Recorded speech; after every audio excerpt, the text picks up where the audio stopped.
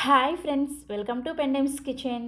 ఈరోజు వీడియోలో హోటల్లో చెఫ్ చెప్పిన క్రిస్పీ పొడి దోశని మనం ఇంట్లోనే ఈజీగా ఏ టు జెడ్ రెసిపీని ఎలా ప్రిపేర్ చేసుకోవచ్చో చూపించబోతున్నాను. దోశ మీద వేసే గన్ పౌడర్ని, అలాగే ఈ దోశకి కాంబినేషన్గా వడ్డించే చట్నీ రెసిపీని కూడా చూపిస్తాను. వీడియోని ఎక్కడ కూడా స్కిప్ చేయకుండా చివరి వరకు చూసి తప్పకుండా మీరు కూడా ట్రై చేసి చూడండి. సో ఇక ఏ మాత్రం ఆలస్యం చేయకుండా హోటల్ వాళ్ళు ప్రిపేర్ చేసే ఈ పొడి దోశని, అలాగే చట్నీని, గన్ పౌడర్ని ఎలా ప్రిపేర్ చేసుకోవచ్చో వీడియోలోకి వెళ్ళి చూసేయండి.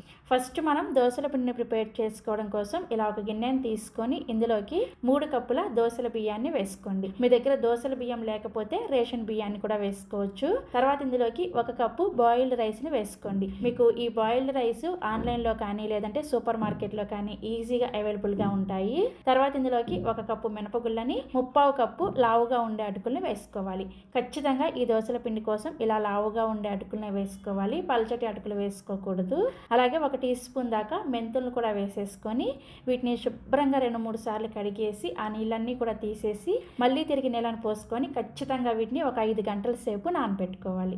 సో నేను ఇక్కడ 5 గంటల సేపు నానబెట్టిన తర్వాత మీకు చూపిస్తున్నాను చూడండి, చక్కగా నానిపోయాయి కదా. ఇప్పుడు ఇందులో ఉన్న ఎక్స్ట్రా నీళ్ళన్నీ కూడా తీసేసి ఈ బియ్యం పప్పుల్ని మాత్రమే మిక్సీ జార్కి సరిపడా వేసేసుకోండి. వేసుకొని ఇందులోకి తగినన్ని నీళ్ళని కొద్దిగా వేసుకుంటూ ఈ పిండిని కొంచెం లైట్గా బరకగా, కొంచెం రవ్వలాగా ఉండే విధంగా గ్రైండ్ చేసుకోవాలి. మరీ మెత్తగా పేస్ట్ లాగా గ్రైండ్ చేసుకోకుండా, చూసారు కదా, ఇలా కొంచెం రవ్వలాగా ఉండే విధంగా గ్రైండ్ చేసుకోవాలి. ఇలా గ్రైండ్ చేసుకున్న ఈ పిండిని ఒక గిన్నెలోకి వేసుకోండి. ఇదే విధంగా మిగిలిన బియ్యం పప్పులను కూడా గ్రైండ్ చేసేసుకొని ఇదే గిన్నెలోకి వేసుకొని మీ చేత్తోనే ఈ పిండిని కనీసం ఒక 2 నిమిషాల పాటు బాగా కలుపుకోవాలి. ఇలా కలుపుకోవడం వల్ల పిండి చక్కగా ఫర్మెంట్ అవుతుంది అనమాట. సో ఇలా కలుపుకున్న తర్వాత మూత పెట్టేసి ఈ పిండిని రూమ్ టెంపరేచర్లోనే ఒక 8 గంటల సేపు పులియబెట్టుకోవాలి. మీరు చక్కగా ముందు రోజు నైట్ గ్రైండ్ చేసేసుకున్నారంటే ఉదయానికల్లా దోశల పిండి రెడీ అయిపోతుంది. నెక్స్ట్ డే ఉదయాన్నే లెగిసిన వెంటనే నేను ఇక్కడ గన్ పౌడర్ని ఎలా ప్రిపేర్ చేసుకోవాలి, అలాగే చట్నీని ఎలా ప్రిపేర్ చేసుకోవాలో చూపిస్తాను. ఆ తర్వాత మీకు పులిసిన పిండిని చూపిస్తాను. ఫస్ట్ గన్ పౌడర్ని ప్రిపేర్ చేసుకోవడం కోసం స్టవ్ మీద ఇలా ఒక ప్యాన్ పెట్టుకొని ఇందులోకి 1 టేబుల్ స్పూన్ దాకా పచ్చిశనగపప్పుని, 2 టేబుల్ స్పూన్ల దాకా మినపగుళ్ళని వేసుకొని లో ఫ్లేమ్లోనే వీటిని నూనె ఏమి వేసుకోకుండా డ్రైగానే ఈ విధంగా ఫ్రై చేసుకోవాలి. ఒక 2 నిమిషాల పాటు లో ఫ్లేమ్లో వేయించుకున్న తర్వాత ఇందులోకి ఒక 8 నుంచి 10 వరకు ఎండుమిర్చిని మీరు తినే కారానికి తగ్గట్టుగా వేసుకొని ఈ ఎండుమిర్చిని కూడా ఇలా 2-3 ముక్కలుగా తుంచుకొని వేసుకోండి. అప్పుడే లోపల ఉన్న గింజలు కూడా వేగి గన్ పౌడర్ చాలా రుచిగా ఉంటుంది అనమాట.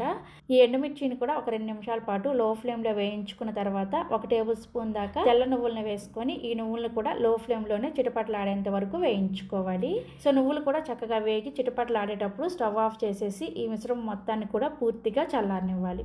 మనం వేయించుకున్న ఈ గన్ పౌడర్ మిశ్రమం పూర్తిగా చల్లారిన తర్వాత మిక్సీ జార్లోకి వేసేసుకొని ఇందులోకి రుచికి సరిపడా ఉప్పుని, అలాగే ఒక 1/4 టీ స్పూన్ దాకా ఇంగువ పౌడర్ని కూడా వేసేసుకొని కొంచెం బరకగా గ్రైండ్ చేసుకోవాలి. చూసారు కదా, ఇలా కొంచెం బరకగా గ్రైండ్ చేసుకున్నారంటే గన్ పౌడర్ చాలా రుచిగా ఉంటుంది. చాలా తక్కువ పదార్థాలతో ఈ గన్ పౌడర్ని హోటల్ స్టైల్లో ప్రిపేర్ చేసుకోవచ్చు. ఇలా ప్రిపేర్ చేసుకున్న గన్ పౌడర్ పూర్తిగా చల్లారిన తర్వాత ఏదైనా ఎయిర్ టైట్ కంటైనర్లో పెట్టేసుకొని మూత పెట్టేసి స్టోర్ చేసుకున్నారంటే 2 నెలల పాటు చక్కగా మీరు ఈ గన్ పౌడర్ని యూస్ చేసుకోవచ్చు. ఫ్రిడ్జ్లో పెట్టాల్సిన అవసరం కూడా లేదు, బయటే మనకి చక్కగా స్టోర్ ఉంటుంది అనమాట. సో మనకి గన్ పౌడర్ రెడీ అయిపోయింది కదా. నెక్స్ట్ ఇప్పుడు హోటల్ స్టైల్లో చట్నీని ఎలా ప్రిపేర్ చేసుకోవాలో చూపిస్తాను. చట్నీని ప్రిపేర్ చేసుకోవడం కోసం మిక్సీ జార్లోకి పచ్చి కొబ్బరి ముక్కల్ని 1 కప్పు వరకు వేసుకోండి. అలాగే 3 నుంచి 4 వరకు పచ్చిమిర్చిని వేసుకోండి. పచ్చిమిర్చిని మీరు తినే కారానికి తగ్గట్టుగా చూసుకొని ఎక్కువ తక్కువ కూడా వేసుకోవచ్చు. అలాగే 1 టేబుల్ స్పూన్ దాకా పుట్నాల పప్పుని, రుచికి సరిపడా ఉప్పుని, అలాగే మీరు ఈ చట్నీని గ్రైండ్ చేసుకోవడం కోసం ఖచ్చితంగా కాచి చల్లార్చిన పాలను మాత్రమే వేసుకొని గ్రైండ్ చేసుకోవాలి.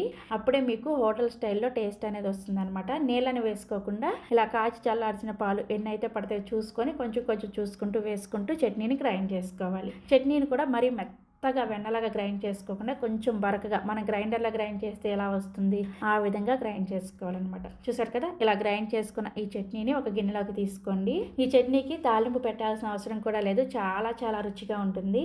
సో మనకి గన్ పౌడర్ రెడీ అయిపోయింది, అలాగే చట్నీ కూడా రెడీ అయిపోయింది కదా. 8 గంటల తర్వాత మీకు పులియబెట్టిన పిండిని చూపిస్తున్నాను చూడండి, చక్కగా పొంగి ఈ విధంగా పులుస్తుంటుంది అనమాట. ఇలా పులిసిన పిండిని గరిటెతో ఒకసారి నెమ్మదిగా కలుపుకోండి. ఇలా కలుపుకున్న తర్వాత ఇందులో నుంచి మీకు కావాల్సినంత పిండిని వేరొక గిన్నెలోకి తీసుకోండి. మిగిలిన పిండిని మూత పెట్టేసి ఫ్రిడ్జ్లో పెట్టుకున్నారంటే చక్కగా మీకు 2-3 రోజుల పాటు నిల్వ ఉంటుంది అనమాట. సో ఇలా కావాల్సినంత పిండిని తీసుకున్న తర్వాత ఇందులోకి రుచికి సరిపడా ఉప్పుని వేసుకోండి. అలాగే ఇందులోకి దోశ మంచి రంగులో రావడం కోసం 1 టేబుల్ స్పూన్ దాకా చక్కెరని, దోశ బాగా క్రిస్పీగా రావడం కోసం 1.5 టేబుల్ స్పూన్ల దాకా బొంబాయి రవ్వను వేసుకొని కలుపుకోండి. మీరు ఈ బొంబాయి రవ్వ ప్లేస్లో ఇడ్లీ రవ్వను కూడా వేసుకొని కలుపుకోవచ్చు. మనం ఉప్మా చేసుకుంటూ ఉంటాం చూడండి, తెల్ల రవ్వ, ఆ రవ్వను వేసుకోవాలన్నమాట. ఇవన్నీ వేసుకున్న తర్వాత అవసరమైతే కొద్దిగా నీళ్ళని కూడా వేసేసుకొని పిండిని మరీ పలుచగా మరీ గట్టిగా కాకుండా ఇక్కడ నేను మీకు వీడియోలో చూపిస్తున్నాను చూసారు కదా, ఈ కన్సిస్టెన్సీలో పిండిని రెడీ చేసుకోవాలి. సో మనకి దోశల పిండి రెడీ అయిపోయింది. ఇప్పుడు దోశ వేసుకోవడం కోసం దోశల పెనాన్ని హై ఫ్లేమ్లోనే బాగా వేడి చేసుకోండి. పెనం వేడైన తర్వాత ఇలా కొద్దిగా నీళ్ళని చిలకరించుకొని టిష్యూ పేపర్తో కానీ కాటన్ క్లాత్తో కానీ ప్యాన్ శుభ్రంగా క్లీన్ చేసేసిన తర్వాత మంటని లో ఫ్లేమ్లోకి పెట్టుకొని మాత్రమే దోశని స్ప్రెడ్ చేసుకోవాలి. మంటని మీడియంలో కానీ హైలో కానీ పెట్టారంటే దోశల పిండి గరిటకి చుట్టుకొని వచ్చేస్తుంది అనమాట. దోశ సరిగా స్ప్రెడ్ అవ్వదు. అందుకని లో ఫ్లేమ్లో పెట్టుకొని మాత్రమే స్ప్రెడ్ చేసుకోవాలి. ఈ విధంగా దోశ వేసుకున్న తర్వాత దోశ పైన పిండి తడారిపోయిన తర్వాత కొద్దిగా నూనెని కానీ నెయ్యిని కానీ వేసేసుకొని దీని మీద మనం ప్రిపేర్ చేసిన గన్ పౌడర్ని కూడా దోశ అంతా కూడా వేసుకొని దోశని మీడియం ఫ్లేమ్లోనే అన్ని వైపులు కూడా మంచిగా గోల్డెన్ కలర్లో వేగేంత వరకు వేయించుకోండి. సో ఒక 2-3 నిమిషాలకి దోశ చక్కగా ఇలా ఎర్రగా వేగి గన్ పౌడర్ కూడా చక్కగా వేగుంటుంది అనమాట. ఇలా కాల్చుకున్న దోశని మీకు నచ్చిన షేప్లో ఫోల్డ్ చేసుకోండి. దోశని రెండో వైపు కాల్చాల్సిన అవసరం లేదనమాట, ఒకవైపు కాలిస్తే సరిపోతుంది. చూసారు కదా దోశ మంచి కలర్లో క్రిస్పీగా ఎంత బాగా వచ్చిందో. ఖచ్చితంగా మీరు కూడా ఈ దోశ రెసిపీని ట్రై చేయండి. ఇలా ప్రిపేర్ చేసుకున్న ఈ దోశని సర్వింగ్ ప్లేట్లోకి పెట్టుకొని మనం ప్రిపేర్ చేసిన ఈ కొబ్బరి చట్నీతో సర్వ్ చేసుకోండి. చాలా చాలా రుచిగా ఉంటుంది. ఈ వీడియో చూసిన ప్రతి ఒక్కరు కూడా తప్పకుండా ఈ దోశ చట్నీ రెసిపీని ట్రై చేయండి. ట్రై చేసి టేస్ట్ చేసిన తర్వాత మీ ఫీడ్బ్యాక్ని నాతో షేర్ చేసుకోవడం అస్సలు మర్చిపోకండి. అలాగే మరిన్ని బ్రేక్ఫాస్ట్ రెసిపీస్ కోసం వెంటనే మన పెండెమ్స్ కిచెన్ని సబ్స్క్రైబ్ చేసేసుకోండి. థ్యాంక్